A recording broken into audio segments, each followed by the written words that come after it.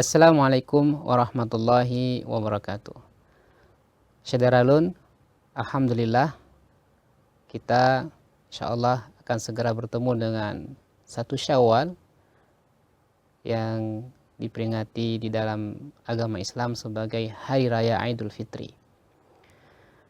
Hari Raya Idul Fitri adalah hari raya bagi umat Islam di mana kita terlahir kembali dalam keadaan fitrah, terlahir kembali dalam keadaan suci, terlahir kembali di dalam keadaan yang bersih setelah kita membersihkan diri selama 1 bulan di bulan Ramadan. Qad aflaha man tazakka. Sungguh telah beruntung orang-orang yang telah membersihkan dirinya. Wa dzakara isma rabbih fasalla, dan mereka yang senantiasa telah mengingat Allah Subhanahu wa taala dan selalu mendirikan salat. Ada beberapa amalan yang harus kita perhatikan ketika kita berjumpa dengan Hari Raya Idul Fitri. Pertama, untuk mendapatkan pahala yang melimpah, untuk mendapatkan pahala yang banyak, kita di malam Hari Raya Idul Fitri sudah diharuskan memperbanyak bertakbir kepada Allah Subhanahu wa taala dan menyebut asma Allah. Allahu Akbar, Allahu Akbar, Allahu Akbar. Nah, takbir di hari raya merupakan bentuk mengagungkan Allah, bentuk membesarkan Allah Subhanahu wa taala.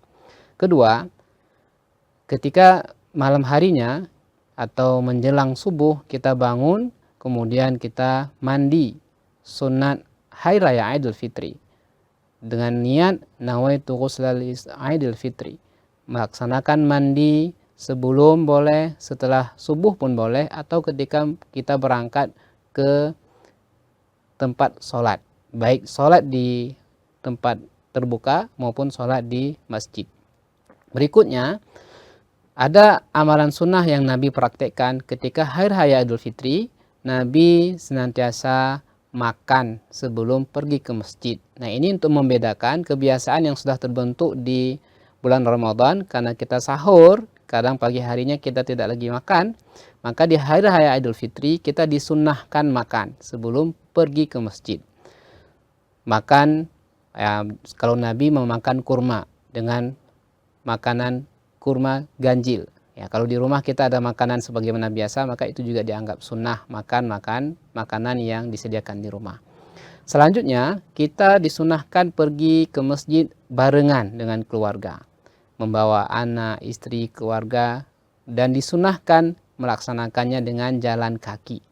Ya, kenapa? Karena ini bagian dari syiar Islam, sehingga di jalan kita bisa berjumpa dengan banyak orang untuk bisa bertatap muka, bersatu rahim satu sama lain sesama kaum muslimin. Disunahkan juga kita berjalan dengan jalan yang berbeda dari kita jalan sebiasa-biasanya, dan juga nanti pulang dengan jalan yang berbeda. Kenapa? Karena kita bisa mendapatkan banyak orang yang kita jumpai di Hari Raya Idul Fitri. Selanjutnya, sunnah juga kita tiba di tempat masjid melaksanakan sholat tahiyatul masjid. Nah, ada beberapa kebiasaan yang kadang-kadang ketika orang pergi sholat Idul Fitri melupakannya, langsung duduk di masjid. Nah, ini sebuah hal yang tidak dibenarkan. Maka sunnah hukumnya kita datang ke masjid melaksanakan sholat tahiyatul masjid.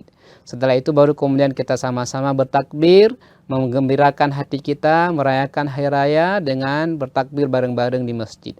Maka kemudian selanjutnya baru melaksanakan sholat Idul Fitri secara berjamaah yang dilaksanakan 2 rakaat. Di dalam rakaat pertama ada takbir, di rakaat kedua ada rakaat takbir, maka kita mengikutinya dengan seksama.